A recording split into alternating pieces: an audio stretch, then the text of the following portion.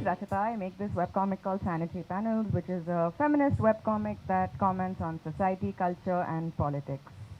I've been making this for almost 9 years now, and yeah, it's been a mixed bag. But mostly I would say it's for the good. Could I have the next slide?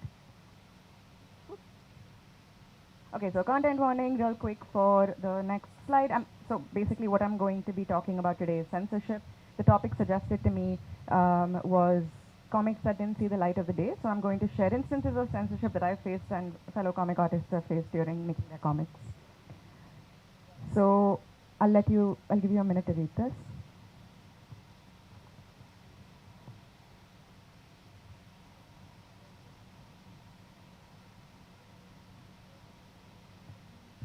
Yeah, so essentially what happened here was that I made a comic. Some of you who were here yesterday would have already would have heard me speaking about this, but please bear with me. But censorship comes in different forms, so I'm just trying to figure out like how to show you all the different forms. So it's through social media platforms taking content down, or an editor telling you that a comic can't run, or through threats of legal violence, physical violence, etc. So one of the instances that I faced was that I criticized Facebook's community standards, and lo and behold, it violated Facebook's community standards. So they took the comic down without giving me a reason why. Usually, when you get this notification, they tell you which community standard the post goes against, but they didn't bother telling me why. I mean, it should have said because we cannot handle any criticism.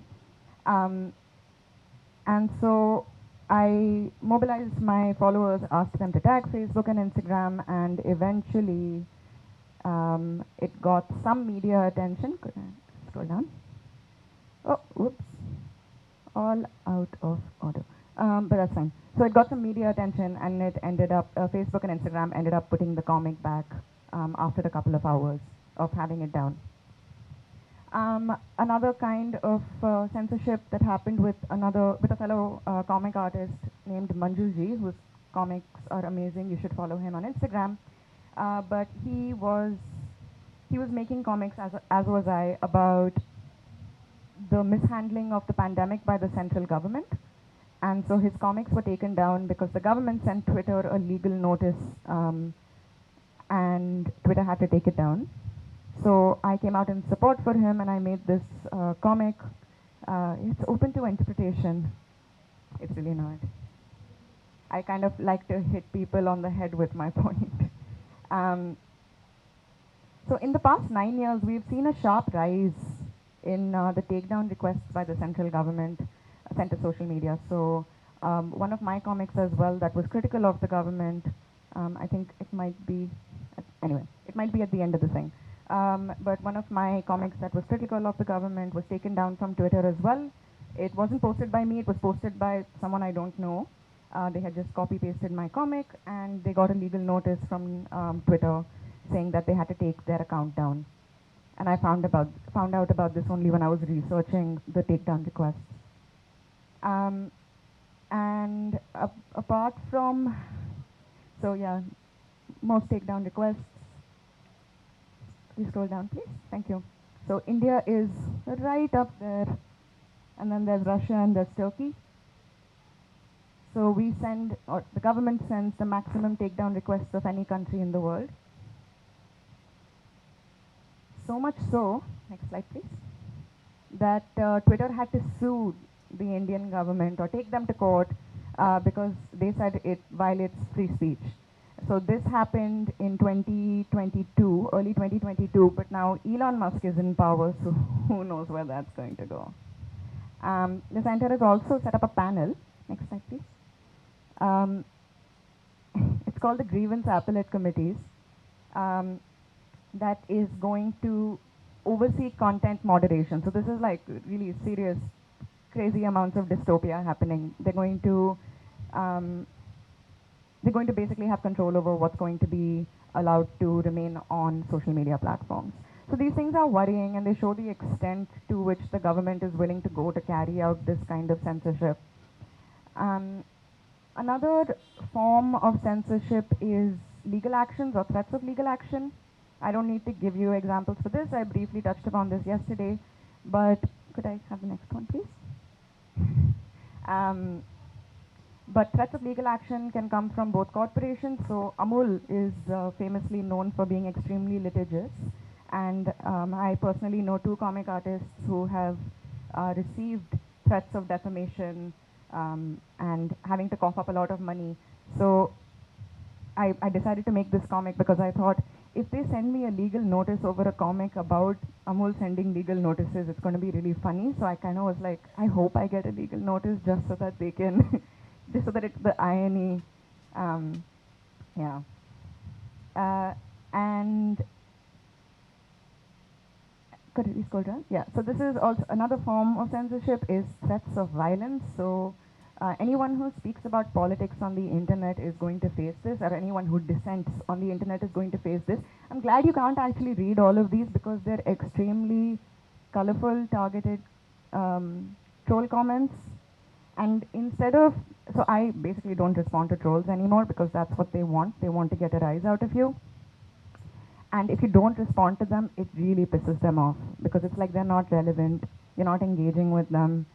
So the purpose of their trolling has not come to fruition. So the best way to deal with trolls, if anyone wants to know, is to just ignore them or to block them. You don't owe them any attention. And what I do is I take all of these screenshots and I post it on my Twitter and I tell people, hey, if you like my work, consider, buying me a coffee or supporting me on Patreon, which is a great crowdfunding tactic because people don't know the kind of abuse political cartoonists get. And once you show it to them, they're so appalled on your behalf that they're like, okay, we'll give you money. Sorry, you've had to deal with this. Like, we can't do anything for you in this situation apart from contributing to your work. Oh, also just the way that they do it, because I found out about this because of experience, is that they have the BJP IT cell has Telegram and WhatsApp groups in which they target certain profiles per day. So they will say target sanitary panels, and they will link to 10 comics under that, and they'll say go troll on this. So mass trolling, mass reporting, and lots of threats. So and I know this because a whistleblower from one of these Telegram groups took a screenshot and sent it to me and said, this is going to happen to you, so just heads up, beware, maybe make your Instagram account private for a couple of hours because it just showed up on our Telegram group.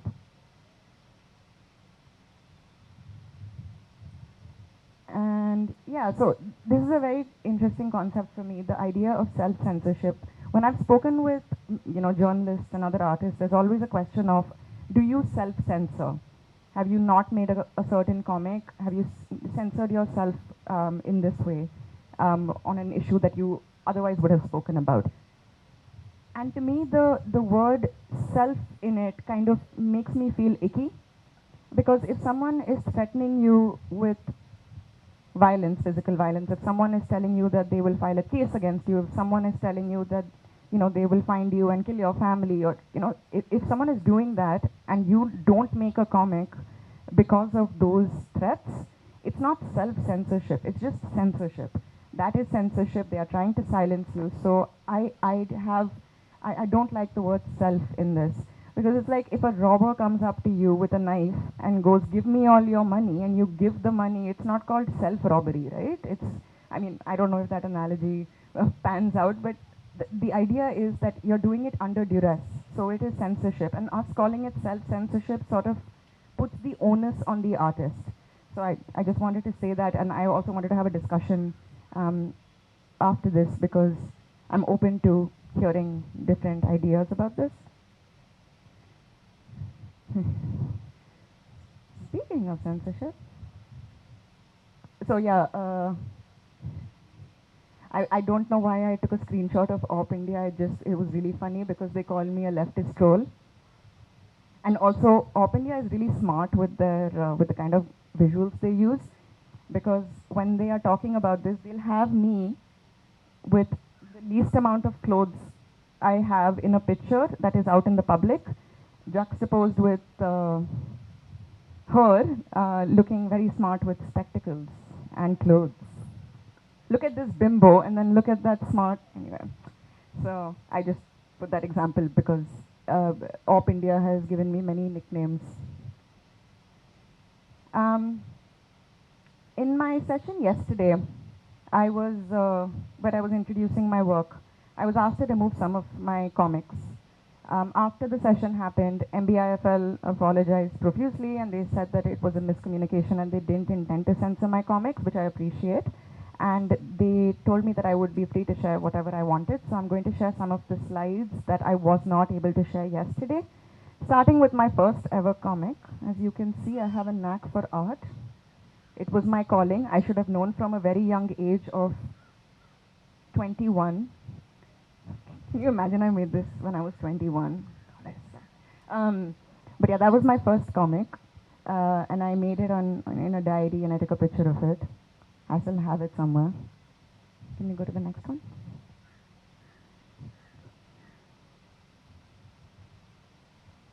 I said this yesterday also, but I can draw Modi's face scarily fast these days. And I don't like that his face is the one I draw the most. He's my muse. Can we scroll to the next one? So this is one of my favorite comics that I've made. This was during the CNRC protests when students in Jamia were being brutalized, were being subjected to police brutality for protesting. And I made this 4-panel, no words comic. I think it works really well because it transcends language and it's just very universal and it's also very easy to copy. So a lot of people at the protests would draw this themselves or paint it themselves and then take it to protests. And when I went to Jamia, to Jamia and then to Shaheen Bagh, I saw that they had printed out this comic and they were handing it out to people to hold it up, which was really, it felt like I was being of some use. Could I have the next slide? Yeah, so you can see people, this is some of the people that tagged me, but they were using my comic. Someone painted it on a t-shirt with the flag in the background. I also went and painted it on the Jamia Wall of Hope. Could I have the next one?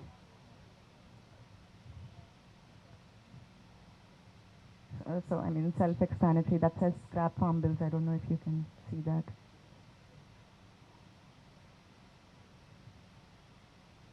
This I made in support of Disha Ravi.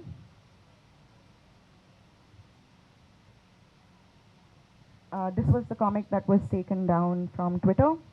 But the context of this comic is that while the second wave of COVID was happening and people were on the streets dying because of lack of oxygen, our Prime Minister was in West Bengal boasting about the massive rallies and that the fact that he hadn't seen so many people or such big crowds at rallies before.